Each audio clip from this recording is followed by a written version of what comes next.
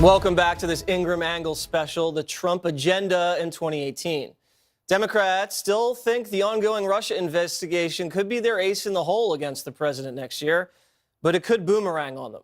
A Wall Street Journal poll today released shows the public is souring on Mueller. While his positive rating has inched up from 24 to 28% since June, his negative numbers jumped from 11 to 21% in the same period.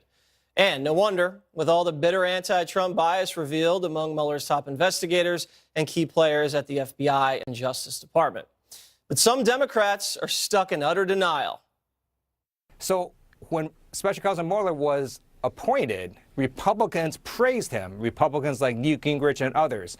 Now they're attacking him, and the only thing that's changed is 2 guilty pleas plus 2 additional indictments. So they're afraid, I think, of facts and evidence that Mueller is uncovering, and that is not a good justification to try to smear his team.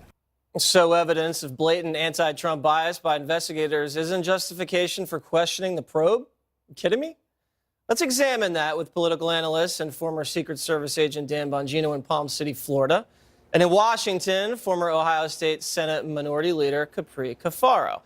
All right, Dan, this is just Republicans working the refs. You know, when a coach yells at the officials and then the next time they maybe get a better call. I don't think there's anything wrong with criticizing if the Mueller investigation is doing something wrong. Do you?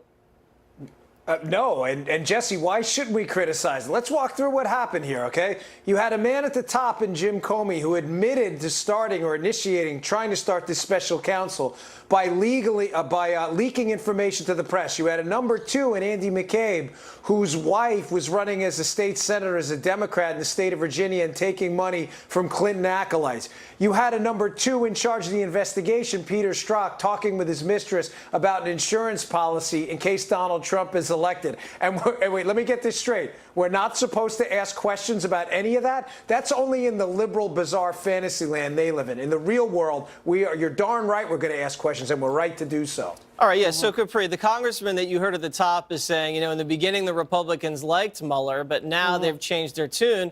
I think Republicans have changed their tune because of what Dan said. I mean, they're hiring a bunch of Clinton donors and former Clinton lawyers. They're having to fire guys from trying to subvert Trump and talk trash about Trump. It makes sense why his numbers are going down. It's his fault. Well, I mean, I think you're conflating 2 separate issues, Jesse. One is, you know, are Republicans in Congress rather souring on Bob Mueller, or is the American public souring on him? And I know at the top of the segment, you mentioned that that Wall Street Journal poll. Right. You know, basically what that looks like to me is that people just don't even know who Bob Mueller is. You know, because if you have 21% of the people saying that they have an unfavorable and 28% saying they have a favorable, that means that less than 50% of America has any idea who Bob Mueller is. And you know what? I would agree with that, because if I went out on the street and I asked the first 10 people I saw who Mueller was, I bet maybe 3, maybe 4, probably 3 would know. But Dan, doesn't that just say that the public really doesn't care that much about the Russia story? It has nothing to do with jobs, wages, or national security.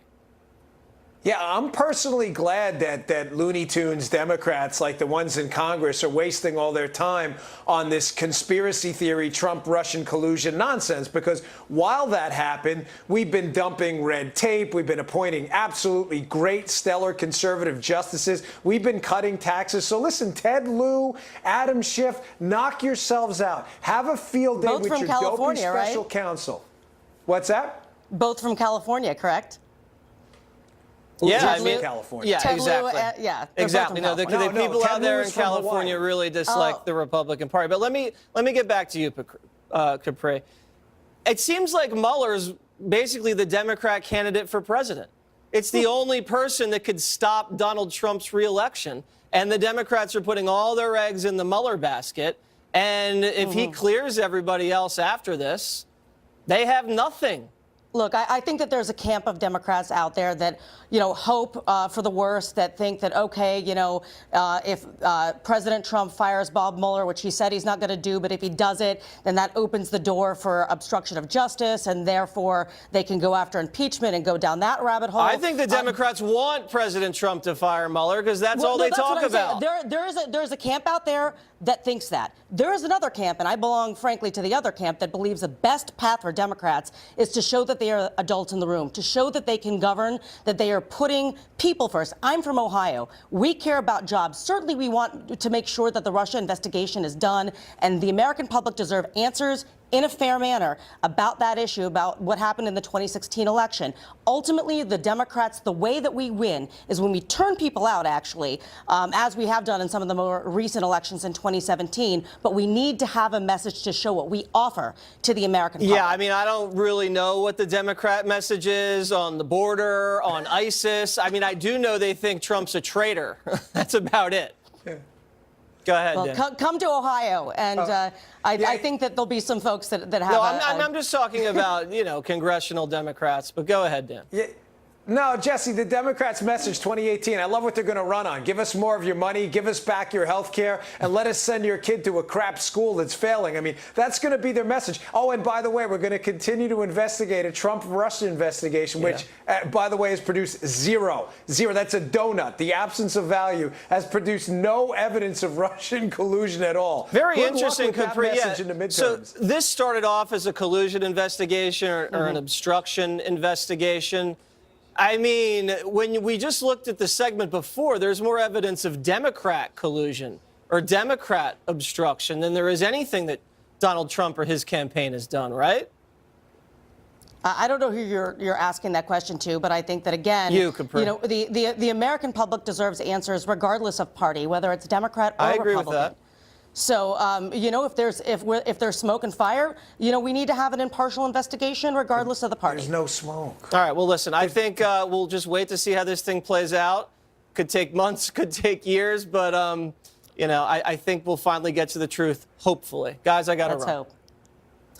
2018 is set to become a make-or-break year for President Trump's immigration agenda.